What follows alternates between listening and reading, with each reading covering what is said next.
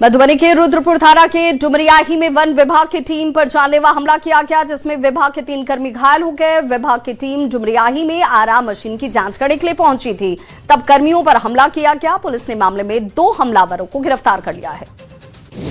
गुमला के घाघरा थाना क्षेत्र में बिजली का काम करने आए राजस्थान के ठेकेदारों पर हथियार बंद बदमाशों ने हमला कर दिया और 50,000 रुपए की रंगदारी मांगी गई। विरोध करने पर मारपीट में एक ठेकेदार गंभीर रूप से घायल हुआ, जिसे स्थानीय लोगों की मदद से अस्पताल पहुंचाया गया। घटना के बाद इलाके में दहशत है। आरोपियों की जल्द गिरफ्तारी की मांग की जा रही है।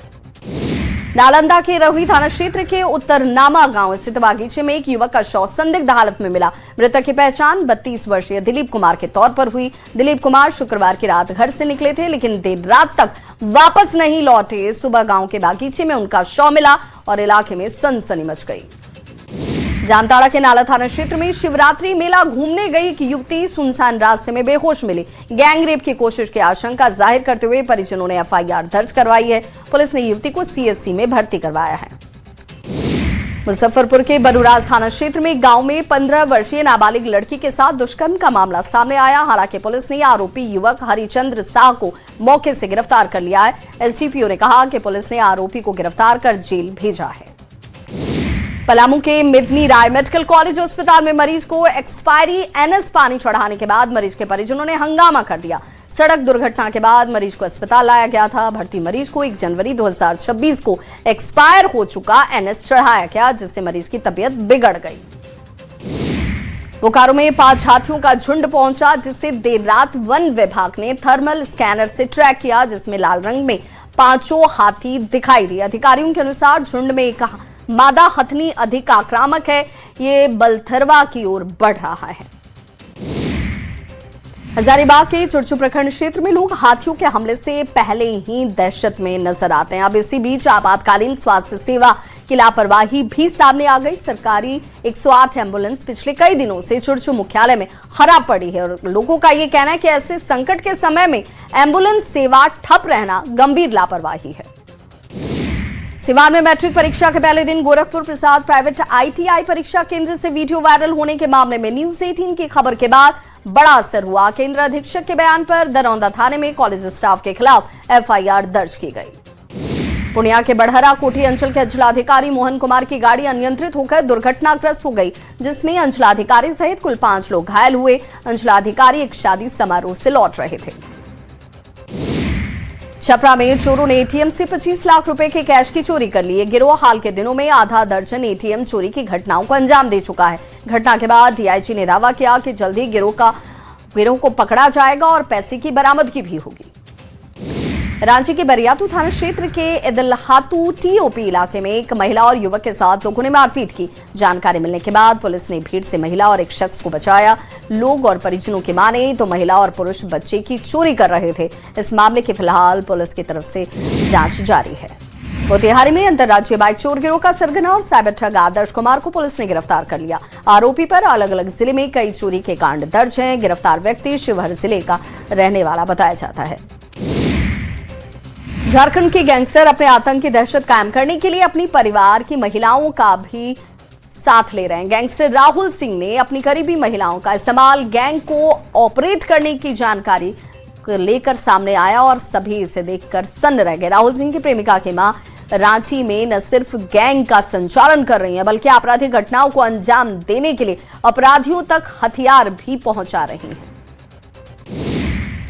बेगूसराय में मेला देखने जा रहे जीजा और साले के बाइक हादसे में बताया जाता है कि जीजा की मौके पर ही मौत हो गई, जबकि साला गंभीर रूप से घायल हो गया। पुलिस इस मामले की जांच में जुटी है।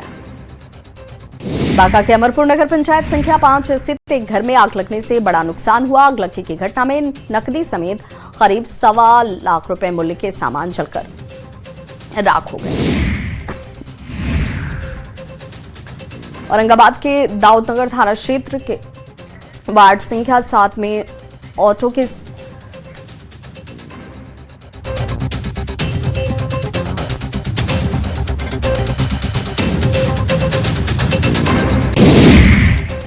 कैमूर के कुदरा थाना क्षेत्र में रात में वार्ड संख्या 11-12 के 8 से 10 बंद घरों में ताला तोड़कर चोरी की घटना को अंजाम दिया गया। चोर अलमारी में रखे सोने और चांदी के आभूषण लेकर फरार हो गए।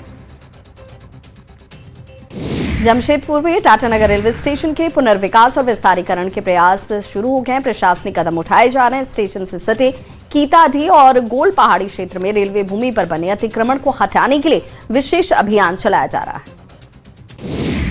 गोपालगंज में मैट्रिक बोर्ड परीक्षा के दौरान एक छात्रा बीमार हो गई, जिसे इलाज के लिए सदर अस्पताल पहुंचाया गया। छात्रा मोहम्मदपुर की रहने वाली आशमी तारा बताई गई। अचानक से छात्रा के बीमार होने और बेहोश होने की खबर के बाद उसे अस्पताल पहुंचाया गया। मुंगेर के तारापुर में नगर पंचायत के अतिक्रमण हटाओ अभियान चलाते हुए बड़ी कार्रवाई हुई। सड़क के किनारे अवैध रूप से लगाए गए दुकानों और ढांचों को जेसीबी मशीन से हटा दिया गया। प्रशासन की इस कार्रवाई से अतिक्रमणकारियों में हड़कंप मच गया है। बेगूसराय में मेला देखने जा रहे जीजा और साला की बाइक सड़क हादसे में जीजा की मौके पर मौत हो गई, जबकि साला गंभीर रूप से घायल हो गया। मधुबनी के नेपाल सीमा के पास नेपाली शराब की बड़ी खेप के साथ 2 तस्कर को पकड़ा गया। साहरघाट थाना के घंघोर बॉर्डर के पास एसएसबी जवानों ने कार्रवाई की। गुप्त सूचना के आधार पर बाइक से बोरे में सामान लाते हुए व्यक्तियों को पकड़ा गया और इसी दौरान 1845 लीटर नेपाली शराब भी बरामद हुई। बेगूसराय में होली से ठीक पहले एक्साइज विभाग और पुलिस की तरफ से बड़ी कार्रवाई किया गया और एक ट्रक से भारी मात्रा में विदेशी शराब बरामद हुई। शराब माफिया और चालक पुलिस को चकमा देकर फरार हो गए। पुलिस फिलहाल इस मामले की जांच में जुटी है। बगहा में पुलिस ने ठगी के मामले में रामनगर राज परिवार से जुड़े एक व्यक्ति को गिरफ्तार किया। पुलिस ने राजा संजय विक्रम शाह को गिरफ्तार कर जेल भेजा है। आरोपी पर जमीन की खरीद बिक्री में रंगदारी मांगने और धमकी देने का आरोप है।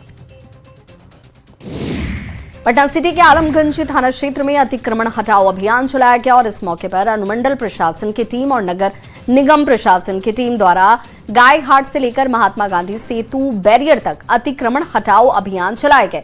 इस दौरान प्रशासन की टीम ने बुलडोजर और जेसीबी मशीन की मदद से सड़क के किनारे बने अवैध रूप से झोपड़ियों और दुकानों को हटा दिया। आरा में जिला पदाधिकारी, पुलिस अधीक्षक और अन्य अधिकारियों ने विचाराधीन बंदियों को दिए जा रहे सुविधाओं की जांच को लेकर निरीक्षण किया। अधिकारियों ने पुरुष वार्ड और महिला वार्ड का निरीक्षण किया। झारखंड राज्य आवास बोर्ड ने हरमू, अरगोड़ा और बरियातू हाउसिंग कॉलोनी के 460 लोगों को आवासीय परिसर का व्यावसायिक उपयोग बंद करने को लेकर आवास बोर्ड से अनुमति नहीं लेने वालों को नोटिस भेजा है। लोगों को 15 दिनों का समय दिया गया है। इसके बाद आवंटन रद्द किया जाएगा। सिमडेगा में निकाय चुनाव को लेकर सुरक्षा की कड़ी व्यवस्था आपको देखने को मिलेगी। मतदान वाले दिन सुरक्षा के इंतजाम चाक चौबंद होंगे। 3 लेयर में स्ट्रांग रूम की सुरक्षा होगी और एसपी ने कहा कि मतदान वाले दिन 250 से ज्यादा सुरक्षा बलों की तैनाती की जाएगी। मोतिहारी के पिताही में फर्जी आधार कार्ड बनाने वाले एक संगठित गिरोह पर पुलिस ने बड़ी कार्रवाई की। पुलिस ने फर्जी आधार कार्ड बनाने वाले गिरोह के सरगना रोशन कुमार को नकली आधार कार्ड के साथ पकड़ा है। मुजफ्फरपुर में एसवीयू की बड़ी कार्रवाई करते हुए साहिबगंज में पोस्टेड जेई अमन कुमार को गिरफ्तार किया गया। एसयूवी टीम ने जेई अमन कुमार को घूस लेते हुए रंगे हाथों गिरफ्तार किया। यह कार्रवाई परिवादी राजकुमार तिवारी की शिकायत पर की गई। बेगूसराय में नगर थाना क्षेत्र के हड़ताली चौक के पास एक बार फिर से रिक्शा चालकों की दबंगई सामने आई। किराए को लेकर विवाद में रिक्शा चालक ने अपने ही पैसेंजर के साथ जमकर मारपीट की।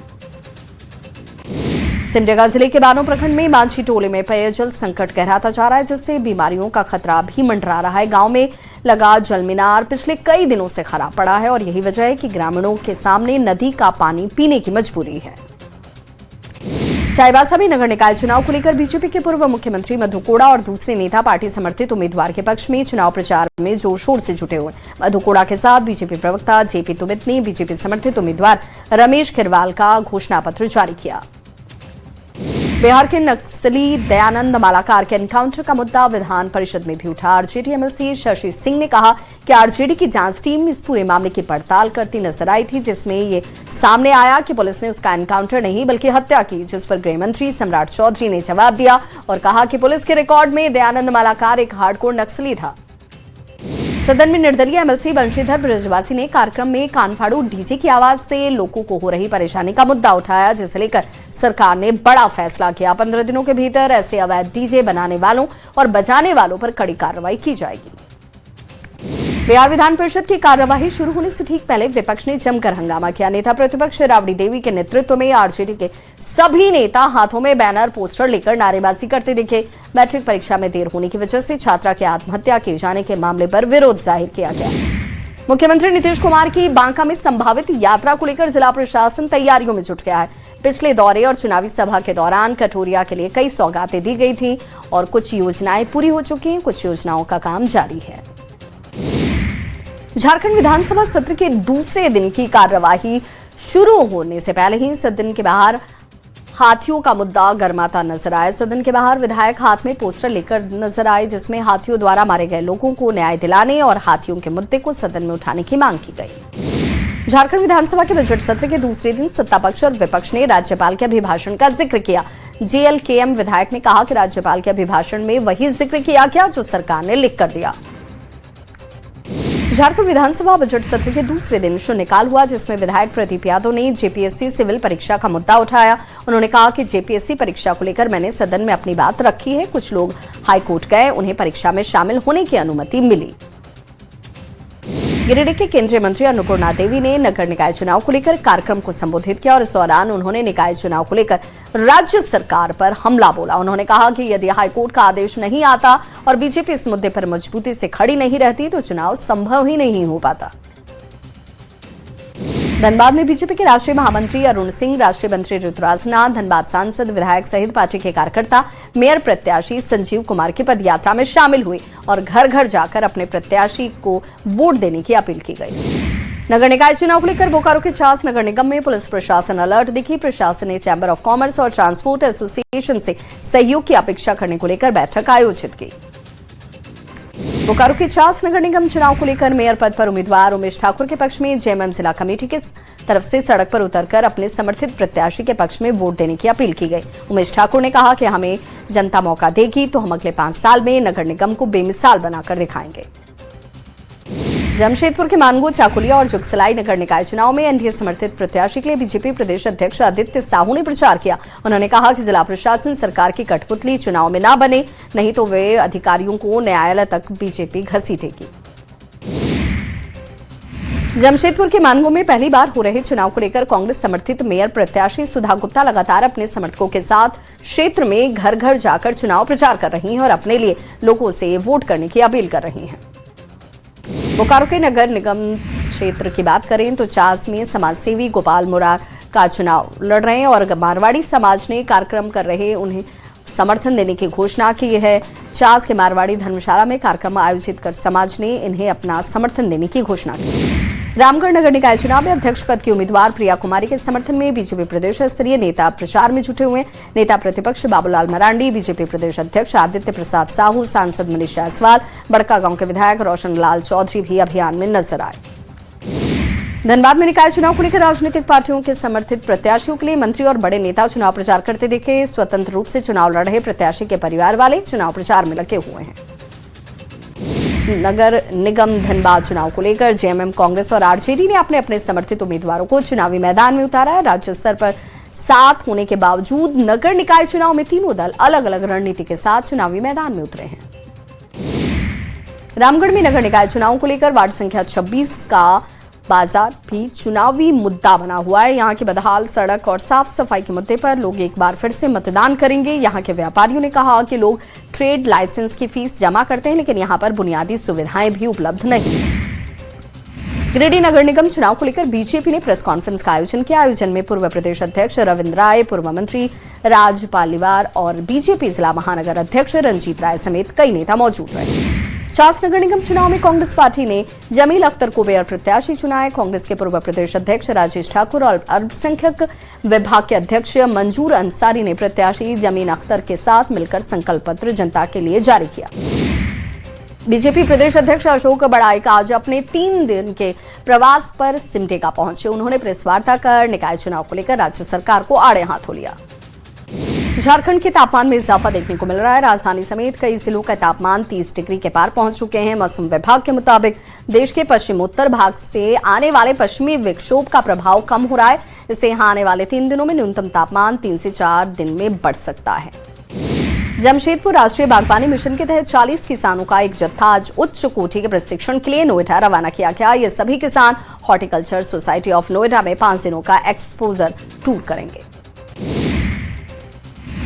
बेतिया में बिहार के सरकारी स्कूलों में फिर से बाल मेले के जरिए बच्चों को दक्ष बनाने की मुहिम शुरू की गई है। गौनाहा के राजकीय मध्य विद्यालय थरुआ टोला पिपरा में वार्षिक बाल मेले का आयोजन किया गया। खगड़िया के बेलदौर प्रखंड में बैलाठा पंचायत में कोसी नदी से हो रहे कटाव के क्षेत्र का निरीक्षण करने खगड़िया डीएम नवीन कुमार पहुंचे। निरीक्षण के दौरान जल संसाधन विभाग के अधिकारी के साथ जिले के कई पदाधिकारी भी मौजूद रहे। बेतिया में सरकार की योजनाओं को सीधे जनता तक पहुंचाने के लिए प्रशासन आपके द्वार कार्यक्रम शुरू किया गया है। केंद्र और राज्य सरकार ने नौतन में विकास योजनाओं का लाभ अंतिम जन और वंचितों तक पहुंचाने के लिए द्वार कार्यक्रम का आयोजन किया। पटना में 2 दिवसीय गोल्फ प्रतियोगिता का आयोजन हो रहा है, जिसमें देश के कई राज्यों से गोल्फ के खिलाड़ी हिस्सा ले रहे हैं। इस मौके पर भारतीय बिहार गोल्फ टीम के कप्तान अरविंद सहाय ने कहा कि पूरे देश से लोग इसमें हिस्सा लेने के लिए पहुंच रहे हैं। भागलपुर के व्यवहार न्यायालय स्थित डालसा लोक अदालत परिसर में कैंडल मार्च निकाला गया। जिला सत्र न्यायाधीश ने हरी झंडी दिखाकर कैंडल मार्च को रवाना किया।